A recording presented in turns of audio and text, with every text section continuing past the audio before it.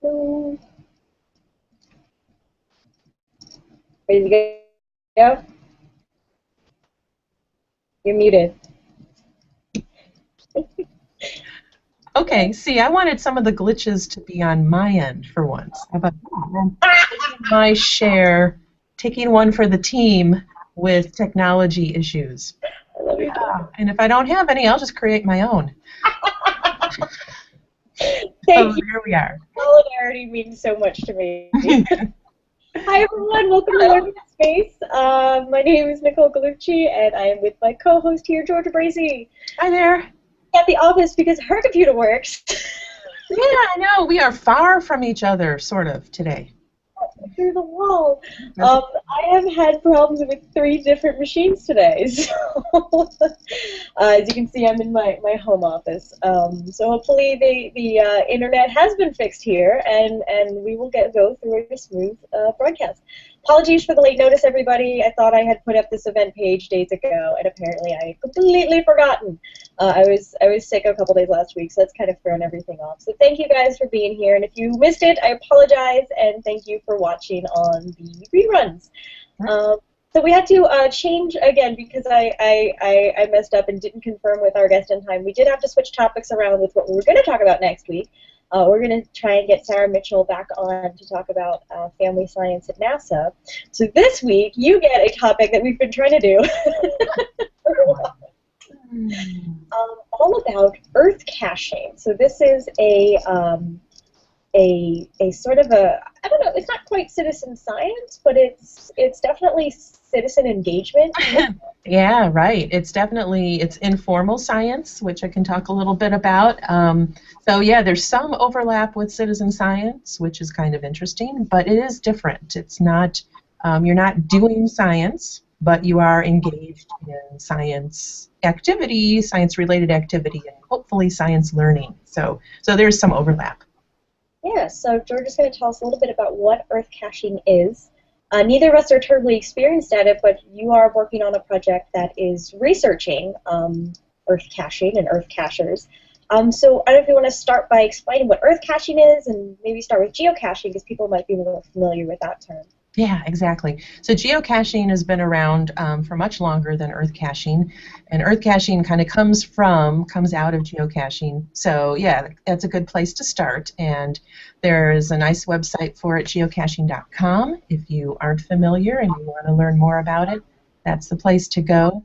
Geocaching is it's a treasure hunt using GPS technology and getting people outside to actually navigate their way to a site where somebody has chosen that site for, it could be a lot of different reasons. Maybe it's got some historical interest, architectural, landforms, so many different things.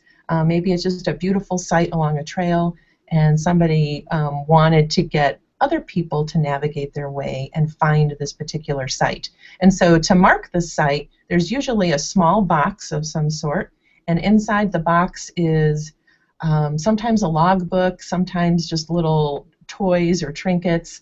A lot of times there's coins, it's kind of like a commemorative coin of some sort. A lot of people make their own, and so it becomes something that they kind of collect and trade. So some people will leave one of their own coins in the box and take another one. And then there's sort of an additional logging component. If you want, you can go online, talk about where you've been and what you've found, and people through the logbooks can track who's visited to the site. Sometimes they try to track even these coins and see, where these coins have made their way around the world from people, passing them on through these boxes, through these caches. So geocaching is really a treasure hunt, gets you outside, gets you to some interesting places, and of course the fun of just trying to navigate your way using GPS and finding your way to the right spot. So that's geocaching, and that's been around for a while. I'm not even sure how long. And I don't know how many people are participating in that, but I know it's a lot because, as Nicole mentioned, Earth caching kind of came out of geocaching. And there's a lot of similarity, but Earth caching has more of a intentional science learning component to it. So it's definitely a learning activity. So people thought, geocaching is great. It gets people outside, gets people engaged, and certainly you probably learn some stuff when you're geocaching, but they wanted to create activities that were like geocaching but had particular learning goals. So there was something that the person who developed the Earth Cache wanted you to learn about science, wanted you to experience. So that sort of puts a different slant on the activity. But the other things are very much the same in that there's still a particular set of coordinates that you use your GPS to find, and you still go outside and you find your way there. But once you're there, there's some questions and some activities that you need to do in order to complete the Earth Cache. So one kind of evolved out of the other, but they're very much similar. My first run-in with geocaching was in 2004. Yes, 2004. So have you geocached? No, I did not, but I was. Okay. I didn't have a GPS. We didn't have smartphones then. I was a tour guide at the Very Large Array. So I was a summer student in Socorro, New Mexico, working at the National Radio Astronomy Observatory, and every summer student is expected to give tours at least like 2 days during the summer, which is fantastic. I loved it. And I had these people come to me with this worksheet, and they're like, "We're looking for this box." They had their GPSs. I'm like, what are you doing? They're like, "It's called geocaching." They explained it to me. I'm like, that's the coolest thing ever. Part of the geocache, they had to answer some questions based on the displays in the visitor center. And the visitor center had changed since the geocache had been written. Yeah. They were having trouble. So I go to the woman who's running the gift shop, and she goes, "Oh, I know what you're talking about." She pulls out this sheet, and I had all the old answers from the old displays. Oh, that's funny. We're still coming out there with that worksheet, and so we were able to help them out. And I think they found the box. I don't remember what was in it, but that was my first run-in with geocaching. So when I heard about Earth caching taking on the scientific spin, I thought that was really interesting. Yeah, I had never heard of either one before I got involved in this study, but it's funny earlier this summer, my husband and I were out hiking at a state park in Kentucky, and we just happened to see something off the trail, and we thought it was, some plastic garbage box. Somebody had littered, and that's bad, and we're going to go pick that up and take it, out with us and throw it away. And turns out it's a geocache box. And so we just happened to find, because, it's likely to find those kinds of things where people are walking and hiking. So couldn't believe, though, that we just sort of accidentally find it. And it had some cute little things in it and the little logbook and all that. So we thought that was pretty cool. So it may not be trash that you see somewhere off in the woods or on the side of the trail. It could be a geocache box. So you have to investigate that. But Earth caching has particular learning goals, and Earth caching's been around for about 10 years. In fact, they just celebrated their 10-year anniversary. I don't know the date, but this year. And lots of people, millions of people, are participating in Earth caching around the world. And of course, geocaching is worldwide too. But because the ubiquity of smartphones, do you think? It could be because there's apps you can get for Earth caching and geocaching, which help you find, if you're in a particular location and you just want to know, hey, are there any Earth caches where I am right now? I'm, on vacation and I have some time, and if there's some close by, I can do one. So there's apps that will let you find nearby Earth caches. Beyond that, I don't know what else the apps let you do. Because I haven't been really an active participant, I'm sorry to say, in Earth caching or geocaching. But yeah, there's lots of things, that the smartphones, right, can let you do, access maps, coordinates, all that, and of course GPS that, weren't around years and years ago. So, that's a great development and helps people out a lot. So, so Earth Cache, is really... Tiny Intern. You guys know her as Tiny Intern if you follow us on Twitter. Yes. But when we went on a little trip to the Watershed Nature Center. Yeah. and she pulled out her app. She had a geocaching app, and was, I think, looking for a box while on site while we were there. Yeah, absolutely. So I know it's a lot of fun. Yes, so I have done one Earth cache with our STEM Center group here, and it was great. And it's something, you know, of course, if you love the outdoors, you're going to love Earth caches, because Earth caching tries to get you to learn something about the Earth, the processes going on in the Earth, some of the history, how formations got to be the way they are. So it's all good Earth science, geoscience learning that's going on with Earth caches. So in addition to having a wonderful outdoor experience and navigating, you know, finding the site itself, then you get there and you can learn something interesting about the Earth and help you appreciate the beauty of your surroundings all the more. And if you want to find out about the Earth caches versus geocaching, go to earthcache.org. And on that site, because I see there is a question from Tatiana. Yeah, about location. About location, yep. So they are definitely worldwide. And if you go to earthcache.org, and then I believe on the top menu, I just was looking at this, there's a place where it says EC List, so you can get the list of all the Earth caches that are out there. And if you go to Advanced Search, you can filter that list by country. And if you want to keep going, I believe, for example, United States, you can filter it by state. So there's filtering features there, and you can find things that are near you. And then once you find some that are near you, you can further filter by types of Earth caches. So particular landforms that you're interested in, if you want to find some that like have to do with caves, or you want to learn more about the prairie, or you want to, if you're really lucky, find out more about volcanoes, something really exciting. Those filters are all there, so it's very helpful when you want to find a particular one or find one that's near you. So the earthcache.org site. There's the Ireland list. 47 of them. And there's tons of them. And you've got, oh great, so in Ireland, excellent. Okay. All kinds. Record 1 through 20 of 47. Okay, so 3 pages of results in Ireland. So that's fantastic. So yes, so it's definitely a worldwide phenomenon, and growing all the time.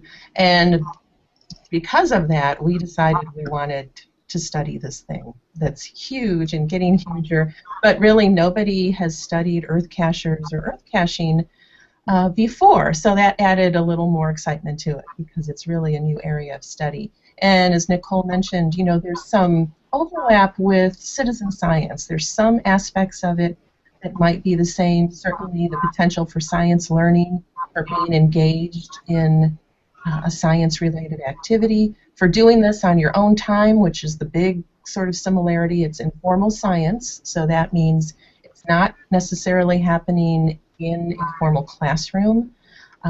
You choose to do it. It's a free choice activity, and if you don't like it, you can stop. So the question is, you know, why do people do it? And why are so many people doing it? What's so engaging about it? Why do people keep doing it? So those are some of the questions we were thinking about as we designed our study. And it's very similar questions to what, you know, CosmoQuest and other citizen science groups are studying about their participants, because they're volunteer. You have some that participate a little bit, and then some that keep coming back and do a lot. And so you want to know, why are you doing this? Why are you volunteering? And what are you learning from it? Are you learning more content? Are you learning more about how science works?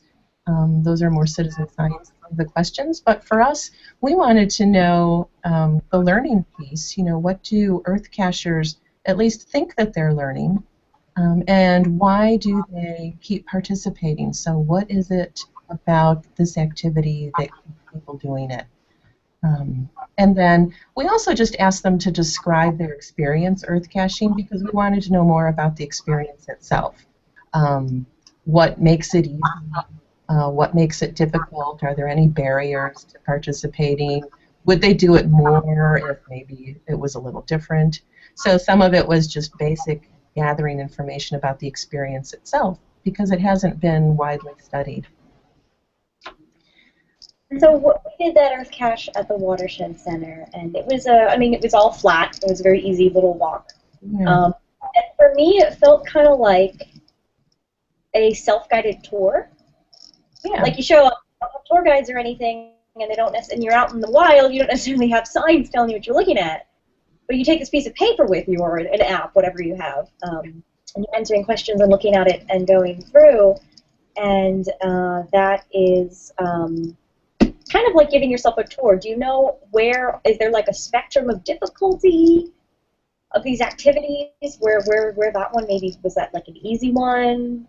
Yes, and that I believe that's also a way you can filter on the site you were showing before. So they are rated, and I'm not sure exactly if that's whoever develops it sort of gives it the rating themselves. I don't know if other people rate them. I'm not quite sure how that works, but they are categorized according to difficulty because some definitely are very difficult and involve some, rock climbing and, scaling heights, and, they're very challenging that way. And then some are like the Watershed one where we went to, where you're just kind of leisurely strolling alongside a pond, and it's great because then, you can bring kids, it's safe, you don't need any special equipment, you don't have to be particularly fit to do it either, it's accessible to everyone. So there's definitely a range, of difficulty and challenges for the Earth caches, just wide open, so which is great. So there's something for everybody in a sense. And then you mentioned too, it's like a self-guided tour. You need some information ahead of time, and that's something you get on the website through earthcache.org. So when you pick the particular Earth cache you want to do, there'll be instructions. Sometimes there's questions. Sometimes it does help to print things out ahead of time. A lot of people say that's helpful. I imagine that's something that the smartphones help with, because if you're out there and you need more information, or you forgot the directions or forgot the questions and you're on the site, you can just access, if you can, with your phone, and you can just find that again. But a lot of people just will print out whatever they need, and then they'll head out and find the site. So, and then after you visited the Earth cache, there's sort of more things you need to do. You need to go back to the site, and you need to log your experience. Usually you have to answer the questions, and most often just email them to whoever developed that Earth cache. So they kind of check your answers, and you don't always get feedback, but sometimes you do. And then you'll sort of be officially complete, and you've actually done that Earth cache. So it's that whole process of you have to do that sort of afterward activity. You have to log your information, you have to send your answers in, whatever it required you to do, and then whoever is developing or in charge of that Earth cache will sort of, officially mark you as you've completed it. So it's going through the whole process that actually makes you able to say, yep, I did the Earth cache. So, so you guys went to a conference for Earth caching recently. Was this the one in Vancouver? Yes. Yes, this is actually, the second one we did. The first one was about a year ago, and that was in St. George, Utah. And they call them these mega events, Earth cache mega events. And it's just a big gathering of all Earth cachers, whoever can come. And they do have some speakers. It's not quite like an academic conference. It's more like a gathering of amateur astronomers, actually, or any kind of hobbyists. But they do have great speakers and people Earth cache. There's social events, all that kind of thing you would expect. So the first one we went to about a year ago was when we started to collect our information. So we wanted to first find really experienced Earth cachers who could give us all the information we needed to know about Earth caching. And so we interviewed 12 people at the conference or the event that was a year ago, asking them what they liked, what they didn't like, how many Earth caches have they done, how did they find out about it, just trying to gather all sort of that baseline information And these were really experienced Earth cachers, so they had a lot to say, and it was really great. We learned a whole lot about Earth caching just from these first 12 interviewees. And then the next step was to take those responses and create a big survey. So we did this huge survey on Qualtrics on the internet, which you could access through the Earthcache site. And this survey just reached a big audience. We had to limit it to the United States, unfortunately, for a couple of reasons, but we have plans for the future to make it even bigger. But this first survey asked some similar questions because we were still trying to find, motivational types of information. Why are you doing it? What are you learning? Who do you Earth cache with? What's your experience like? So it was still exploring this Earth cache experience and what people learn and why they do it. But now this was just on a larger scale. So a big online survey. We had about 441, yes, people respond, and which was great, and all from the United States. We had to also limit it to people at least 18 years old.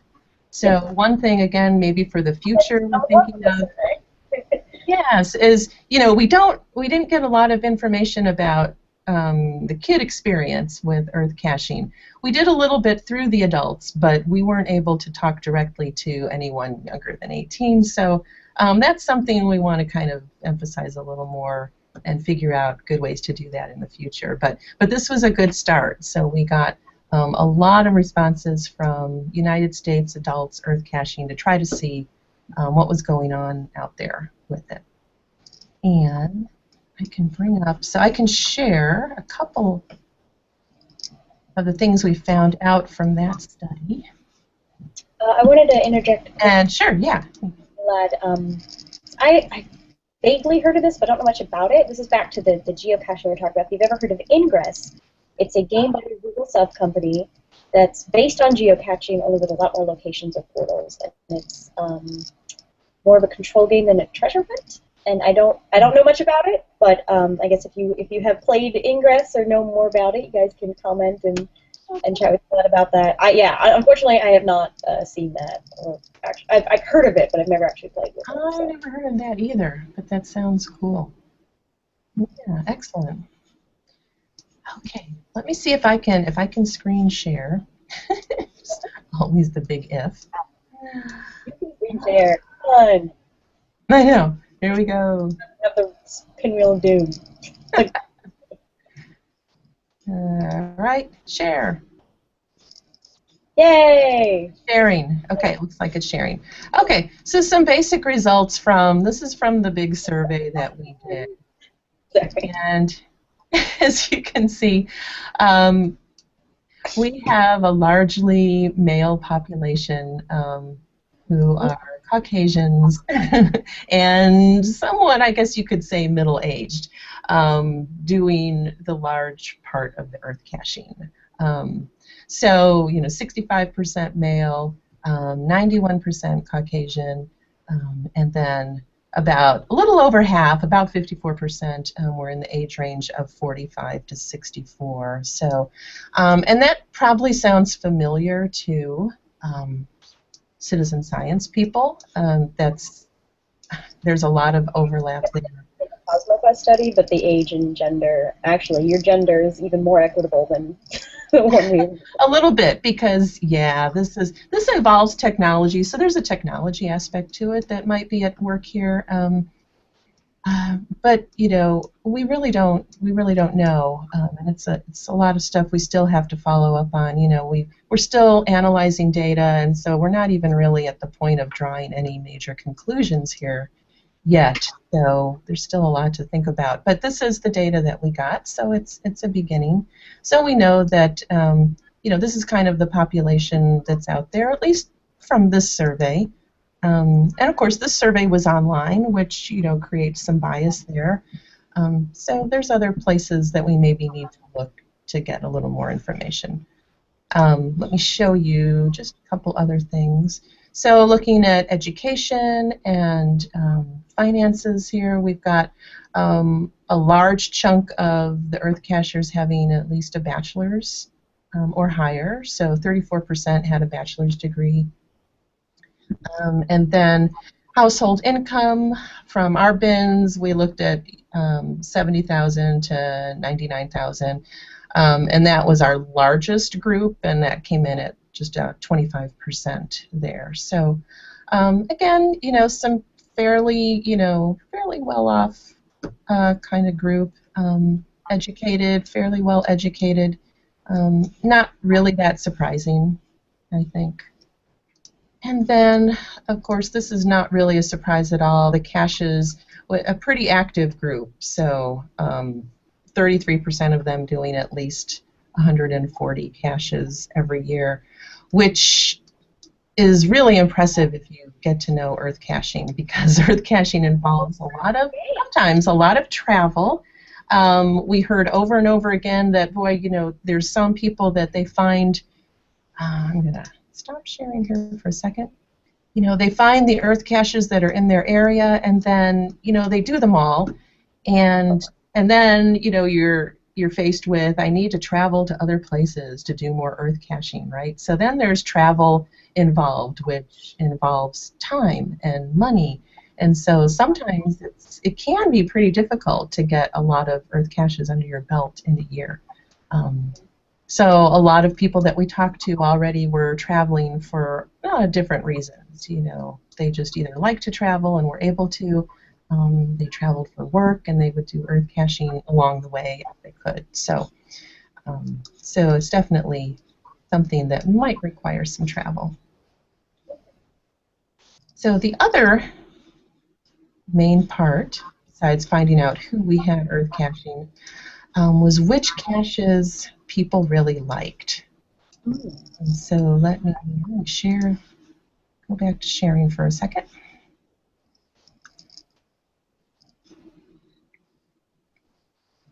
So we asked people, please work, there we go.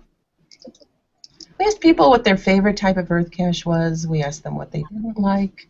But this shows now, it's working right, yay, so this is cache preferences. So why did people Earth cache, and what are the favorite things that they like about it? Over and over again, we heard that people liked rare and unusual features. So there was this aspect of, this is something I've never seen before, this is so wild, so different, that's what I love, and that's what keeps me coming back, that opportunity to really see something I have never seen before. And we heard over and over again, I would have never gone to this place and seen this thing if it weren't for the Earth cache. So they really saw Earth caching as an opportunity to get them sort of almost out of their comfort zone a little bit, off the beaten path, and to something that they would have never seen otherwise. So rare and unusual features, seeing something new, were the two big things that people loved about Earth caching. They also spoke a little bit about, sometimes it was convenience that they really appreciated. They definitely appreciated the beautiful scenery. Some people looked at it as an opportunity, another reason to get out and do some hiking and walking. And then, but it couldn't be, for some people, not too physically demanding. So again, there's a range of Earth cache experiences you can have. So I like how, whatever you're looking for. I like how low convenient location and not too physically demanding are. Yeah. Yeah. And there's definitely a physical component too. Even, I mean, for the sort of easy one we did, right? You still have to get there. You still have to get out and walk. So, if that's an issue for you, then, you probably haven't done a lot of Earth caches, and maybe you can't do them at all. But again, there is a variety of them, and there certainly are some where they're very accessible. Even if you're, in a wheelchair, or you have trouble walking, I mean, it's like, the parks and things that become very accessible. So you just have to kind of pick and choose and think about that. And so, yeah, a convenient location is not really an issue. We go more for the wild, beautiful, landforms that we want to see. Let's see. So then we asked about. Can I ask a question? Sure. Yeah, sorry. Go ahead. What kind of unusual features are there that people can see? A lot of them involved. You have to think of certainly things like volcanoes. Usually, I mean, it could be any landform, of course, can be made into an Earth cache. And so what people would say is it was anything that was different from where they lived. So it depends on where you live as to what is, wild and new for you. And certainly, though, some rose to the top more than others. So if it's something that's just rare, no matter, where you live, so like a volcano, big rock formations, I don't know, what else, glaciers. So things that you just don't see, every day, definitely. Just wild, beautiful landforms. And sometimes, for example, in this picture, it's just, and I don't even know what this picture is for, but, sometimes there's a feature that just in itself is strange and unusual, like a rock sitting out, in the middle of nowhere. And so, how did that rock get there? What were the Earth processes that, led to this, and what does it mean? So sometimes it's just that chance to learn something new that you wouldn't have known before. And then this slide shows motives to continue.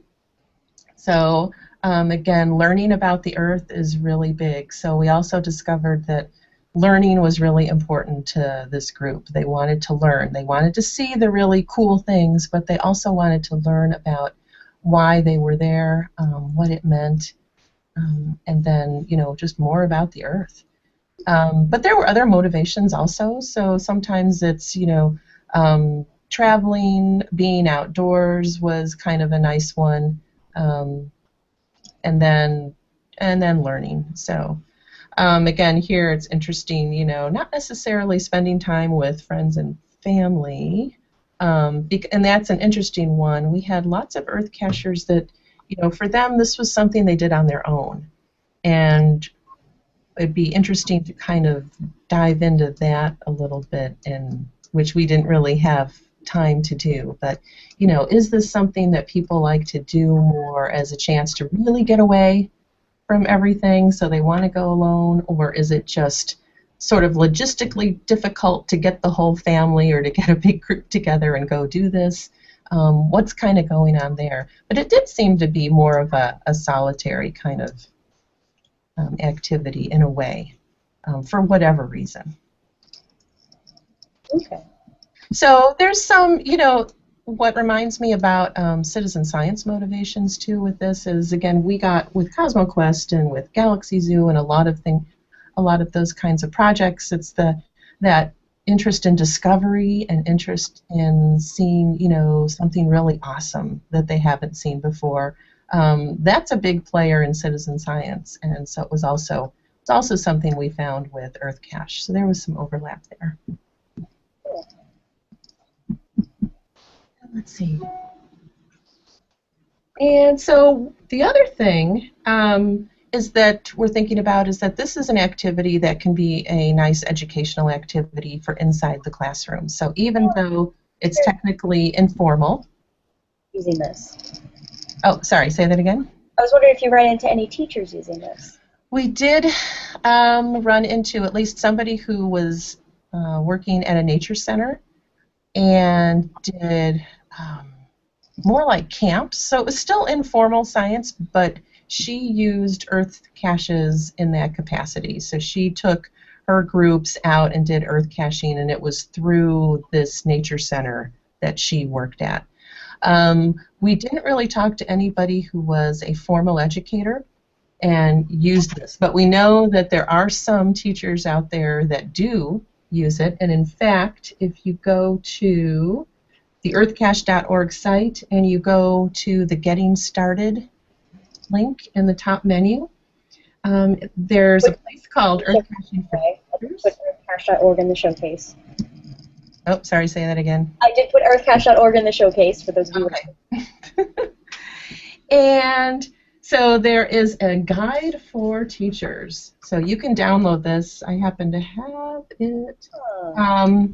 But there is a whole nice little booklet. You can download it as a PDF. It's not really too huge, so it should be doable. And that's their educator's guide. And this is something I have to say that this whole research project has been a partnership with the Geological Society of America, and in particular Gary Lewis, who heads up the education stuff within the GSA, has been really, really helpful and a great partner as far as helping us here at SIUE access Earth cachers. And so we have to thank him. And he had a big part to play in writing this educator guide. So it's a very, very good tool if you are interested as a teacher in trying out some aspect of or an entire Earth cache with your students. So it kind of introduces you to Earth caching, lets you know some of the things you're going to need. Obviously, you do need GPSs to really do it, you know, the way it was intended.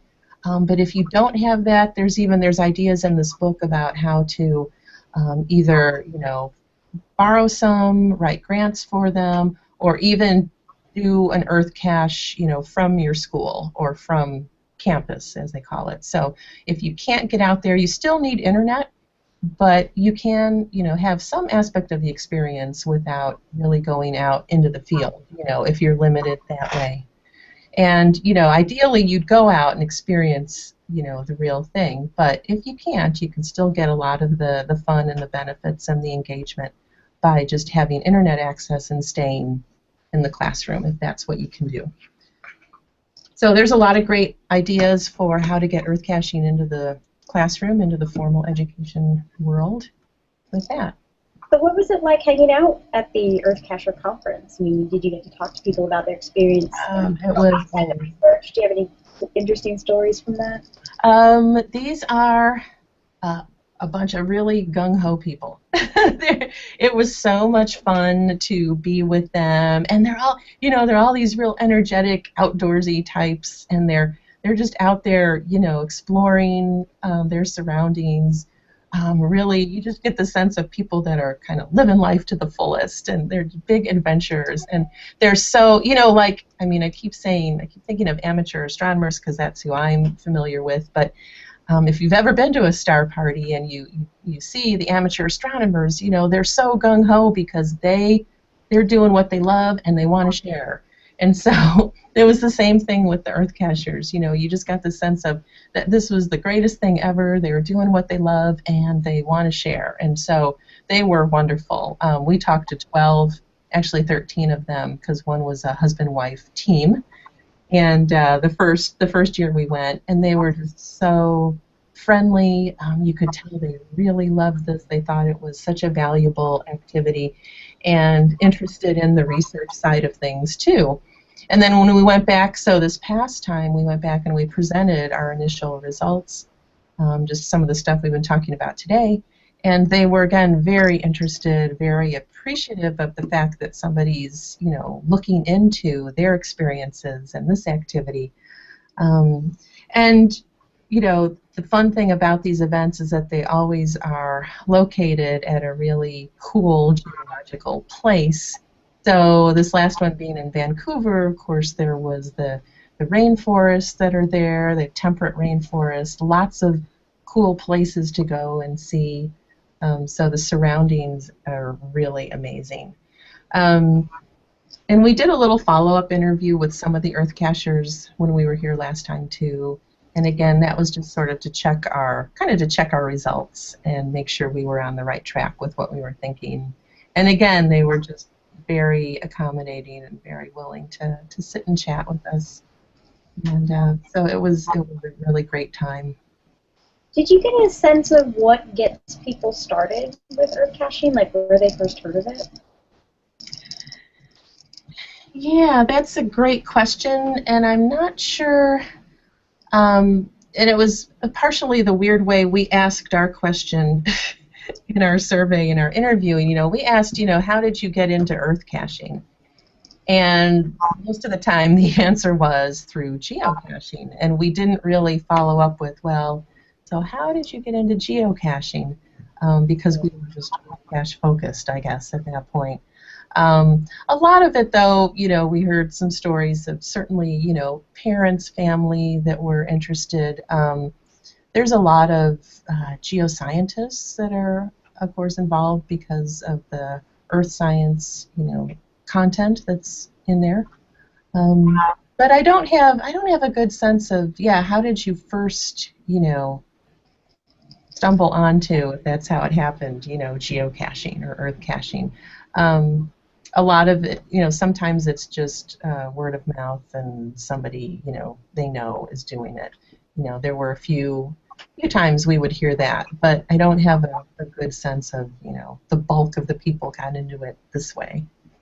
So that'd be a great follow-up. Looking at the website, they have an Earth Cache virtual 5K they're doing, which I guess you rack up 5 kilometers with your Earth caches, and a geoventure to Hawaii, because of course there are volcanoes. Unfortunately, active volcanoes that are destroying people's houses, but there's a lot of interesting sites that are preserved and not destroying people's houses as well as. They have lots. There's lots of great trips. There's these gatherings. This was a huge gathering of earth cachers, but of course they have smaller, more local gatherings all over. So again, it's something you just need to sort of go to the website, kind of look around and see, what's going on. But yeah, lots of social events involved. And let me show you one more slide before we end up here. This is the slide about what people think they've learned from caching. Because it is basically an educational activity. Is there? Okay. Okay, so lots of things about the Earth, obviously. The largest number of people said that it was the processes, Earth processes that they learned about, which I'm kind of interested in because I think that's something you're not always aware of. You're not always, you see these, amazing Earth features, but a lot of times you don't get a sense that the Earth is very active and that there's lots of things going on all the time, and then sometimes it's really obvious what's going on, process-wise, if there's a flood or a storm or a volcano that's active, or wind. I mean, there's times when it's very obvious, but then there's a lot of times when there's these processes that are a little more subtle or occurring over a very long period of time, and you're unaware of those unless you have an activity like this that really points it out. So Earth processes was the most often cited thing that people were learning, and people could choose more than one for this answer, so there's a lot of answers. The other things were how the Earth was formed and how the Earth has changed over time, the Earth's composition. A few people said that writing and communication skills and then navigation skills come into play here too, which is not really surprising, I guess. And we have GPS skills a little bit too. So there's a little bit of that. Basically, it's a lot of good geoscience content, though, that people at least think that they're learning. So this was all a perception-based. Right. So we didn't go out and give anybody like a pre or post test for, volcanoes or glaciers or anything like that. So, that's something that's a little harder to do and could be a part of later studies. But this was all sort of a first step to exploring what people think they're learning, and we'll kind of go from there. So just an amazing, really fascinating activity. And it's very accessible. Like I say, if you go to the website, there's all kinds of Earth caches, and from really easy ones to more difficult and challenging ones. And so you should go and just see what's around. There's probably many that you didn't even realize were in your area, and you will learn a lot about the area you live in. Things you would have never known, places you would have never gone to in your own area, and it's kind of funny. You end up kind of feeling like a tourist or a visitor in your own local area. So start out local with earth caching and learn what's all around you. Cool. And yeah, like I said, in 2004, when I first heard about geocaching, it was not within my means, because even though I was traveling a lot as a student, I couldn't afford a GPS, and I was traveling, with an intern group. But now the smartphones have made that GPS ubiquitous, and so it's at least lowered the bar technologically for people getting into these kinds of activities. Yeah, it really has. So if you can at least get to the internet somehow, you can still have that experience. And it's not so much about the navigating, with the Earth cache as it is for just getting out there and experiencing something outdoors and learning about the Earth. So, there's other ways you can get at it. I don't even know if anybody was using a GPS when we went out to our watershed Earth cache, because it was a local place. I mean, we knew where. The only one who turned her GPS on to look for the geocache that was at the same spot. Right. And so sometimes it kind of depends on the Earth cache too. There might be a very particular spot that they want you to go, but a lot of times there's enough description on the website that you need to look at, so that you kind of get a feel for what you're supposed to see and where you're supposed to go without having, a particular navigation issue. Oh, yeah. So you can still get what you need to get. So I actually, on my to-do list is to get out there and do some more Earth caches that are right around close to home. The cool thing is, if you do get to travel and you're on vacation, it can add another element to your vacation. So it can be another reason to get out there. And when you're going somewhere and you want to know, what's cool to do, what should I see, what are the sites to look at, you can check the earthcaching.org site and see what some of these activities are that people have put out there, and that can be the basis for your itinerary for a certain spot. Let that be your guide instead of a basic tourist guide, and you will definitely get off the beaten path into places where a lot of people would never end up going, and you will learn something. Do you get little badges or that, little tokens or status for doing a certain number? Yes. So yeah, the other thing I didn't really talk about is it can be kind of competitive, but again, these are really gung-ho people, and so yes, there are different levels that you can get to for completing a certain amount of caches, and they have, I'm going to forget the levels now. So you get quartz, mica, I do have them here, emerald, diamond level and I believe diamond is that you've done more than 1,000, logged more than 1,000. So that's pretty huge. But I do need to double check on that because I can't remember all the specifics. But yeah, there's different levels you can get to. And I know that's just for doing them. But you can also become a developer of an Earth cache. So if there's a site around, or you just know of somewhere where it's really significant or really beautiful, and you don't think there's a cache there already, there's guidelines for developing Earth caches, again, on the website, and you can develop your own Earth cache and lead people to that place. And so then there's, of course, different levels, different award levels for people that have developed Earth caches, and those are bronze, silver, gold, and platinum. So you can get those different statuses for being more and more involved in Earth caching. So yeah, there's a lot of that. And there's a lot of, I mentioned the coins, that people will make their own coins. And sometimes, for example, at these big events, there's an official coin that they made for the event. So people collect them, they trade them. It's really cool. It's a lot of cool stuff. So they have a lot of fun that way. So yes, so you can really get into the spirit of it and into the, even the competition of it if you want to. Nancy points out that a friend of ours and her daughter did a geocaching tour of Ireland last summer. So that's another Ireland link. Awesome. So it can be the basis of a whole trip.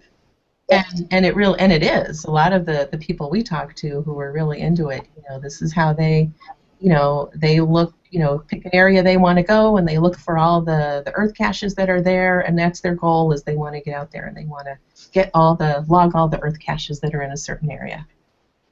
Very cool. Very cool. And then they get the bragging rights for that.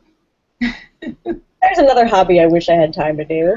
Oh, I know. It's beautiful. It's a beautiful thing. I mean, it was 9 a.m. on a Friday when we went to the watershed, so I wasn't completely You there. got awake? It was really pretty. Yeah, well, you can do nighttime caching as long as you're allowed on the site. Yes. So, if the site's officially closed, don't go there and earth cache. Then you've got to wait. But depends on where the cache is. A lot of times they're within national parks and different places that have restrictions as to when you can get there. They close at dusk or whatever. So, and that's usually something that you can find on the website when you go to, for the particular earth cache, and it will give you that information if there's any restrictions or any particular equipment you need to bring with you, things like that. You need to check that before you go. Very cool.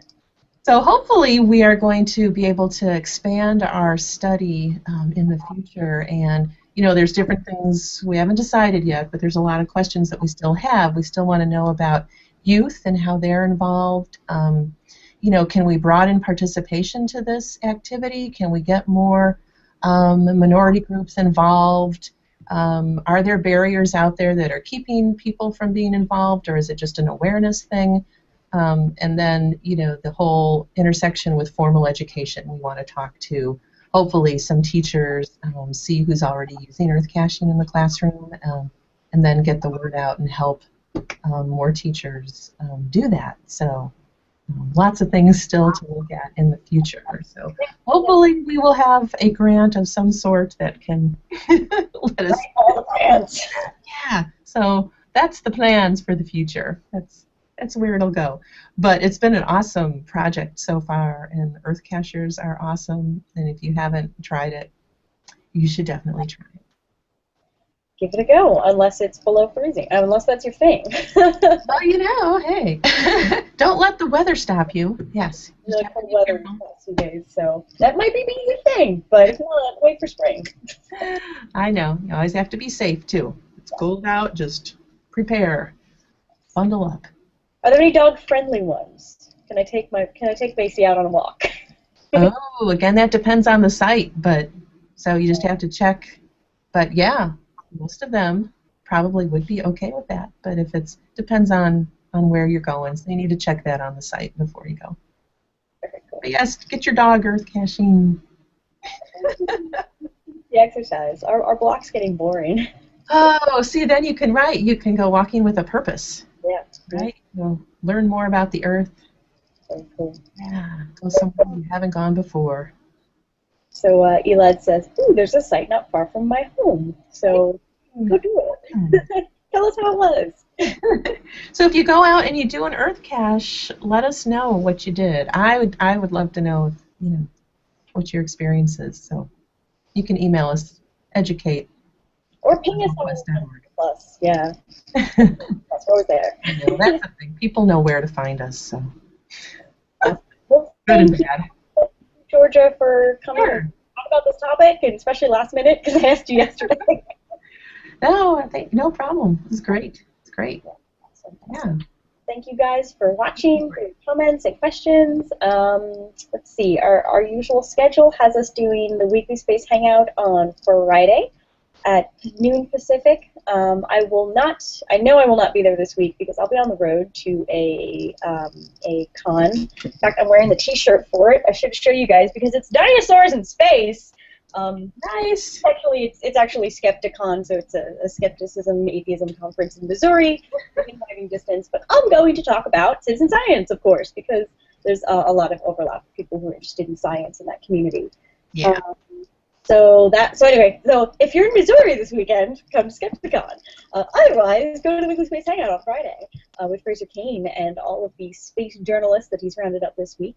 And then Astronomy Cast is on Monday. I don't know if they have a topic picked out yet, but I'll put it in the newsletter tonight if I can have that posted. And then next week, I'm not entirely sure what next week topics it's going to be. I know for those of us in the U.S., it's Thanksgiving Eve. I'm not going anywhere, so I'm happy to do an episode, either if we can reschedule a guest or if we can come up with another topic. And I think you were available as well, so Okay. We'll have a U.S. Thanksgiving Eve broadcast next week. Topic TBA. And if you have any, as usual, if you have any topics or guests you want to see on the show, or if you want to be on the show and tell us a little bit about your science education experiences, you can email us at educate@cosmos.org. You can ping Georgia or I on, we're both on Twitter. Your Twitter handle is actually easy. It's Georgia Bracey, right? And mine's There's nothing too creative there. It's just what it is. Yeah. Plus Facebook, whatever. Google Plus on Facebook and let us know. We are mostly booked through this semester, but we're hoping to continue somehow through next semester as well. But that's currently TBA for various reasons. But I think I would like to keep the show going and get some more guests on. So let us know if you're interested. I do have a Christmas Eve show scheduled. I don't know what I'm going to do. A very noisy Christmas. It'll be a very noisy Christmas Eve special because my partner works for retail, so he'll be at work, and I'm not traveling till after Christmas, so I'll find something we can gather around the internet and amuse ourselves. Yeah, I know. We've got some other cool topics coming up, including a worldwide telescope. And I can't remember, Worldwide Telescope and something else. But anyway, check the schedule. It's on cosmoquest.org. But that's pretty much it for now. So thank you guys. Hey, thanks everybody for watching. Yes. And we'll see you next week. Yes. All right, we'll beat it fast. Thank you. See you next week.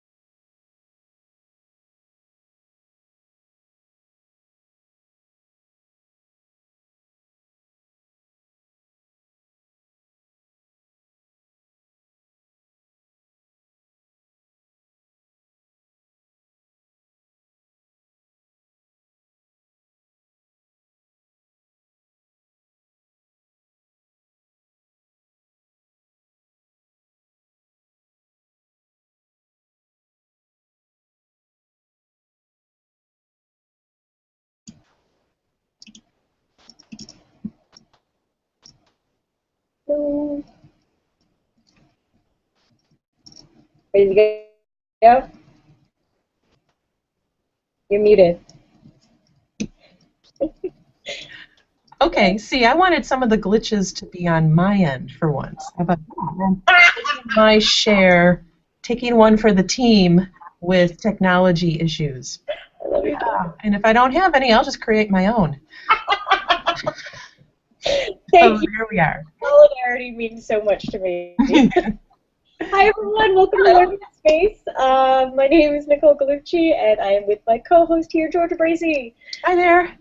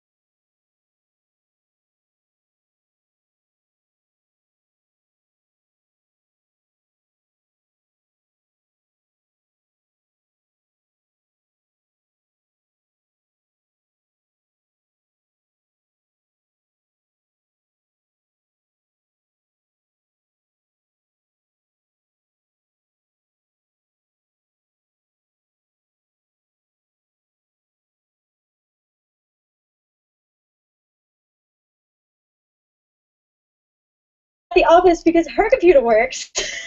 Yeah, I know. We are far from each other, sort of, today. Through the wall. I have had problems with 3 different machines today. So, as you can see, I'm in my home office. So hopefully the internet has been fixed here, and we will go through a smooth broadcast. Apologies for the late notice, everybody. I thought I had put up this event page days ago, and apparently I had completely forgotten. I was sick a couple days last week, so that's kind of thrown everything off. So thank you guys for being here, and if you missed it, I apologize, and thank you for watching on the reruns. So we had to change again because I messed up and didn't confirm with our guest in time. We did have to switch topics around with what we were going to talk about next week. We're going to try and get Sarah Mitchell back on to talk about family science at NASA. So this week, you get a topic that we've been trying to do for a while. All about Earth caching. So this is a sort of a, I don't know, it's not quite citizen science, but it's definitely citizen engagement. Yeah, right. It's informal science, which I can talk a little bit about. So yeah, there's some overlap with citizen science, which is kind of interesting, but it is different. It's not, you're not doing science, but you are engaged in science activity, science-related activity, and hopefully science learning. So there's some overlap. Yeah, so George is going to tell us a little bit about what Earth caching is. Neither of us are terribly experienced at it, but you are working on a project that is researching Earth caching and Earth cachers. So I don't know if you want to start by explaining what Earth caching is, and maybe start with geocaching because people might be more familiar with that term. Yeah, exactly. So geocaching has been around for much longer than Earth caching, and Earth caching kind of comes out of geocaching. So yeah, that's a good place to start. And there's a nice website for it, geocaching.com. If you aren't familiar and you want to learn more about it, that's the place to go. Geocaching is sort of it's a treasure hunt using GPS technology and getting people outside to actually navigate their way to a site where somebody has chosen that site for, it could be a lot of different reasons. Maybe it's got some historical interest, architectural, landforms, so many different things. Maybe it's just a beautiful site along a trail and somebody wanted to get other people to navigate their way and find this particular site. And so to mark the site, there's usually a small box of some sort, and inside the box is sometimes a logbook, sometimes just little toys or trinkets. A lot of times there's coins, kind of like a commemorative coin of some sort. A lot of people make their own, and so it becomes something that they kind of collect and trade. So some people will leave one of their own coins in the box and take another one. And then there's sort of an additional logging component. If you want, you can go online, talk about where you've been and what you've found, and people through the logbooks can track who's visited to the site. Sometimes they try to track even these coins and see, where these coins have made their way around the world from people, passing them on through these boxes, through these caches. So geocaching is really a treasure hunt. Gets you outside, gets you to some interesting places, and of course the fun of just trying to navigate your way using GPS and finding your way to the right spot. So that's geocaching, and that's been around for a while. I'm not even sure how long. And I don't know how many people are participating in that, but I know it's a lot because, as Nicole mentioned, Earth caching kind of came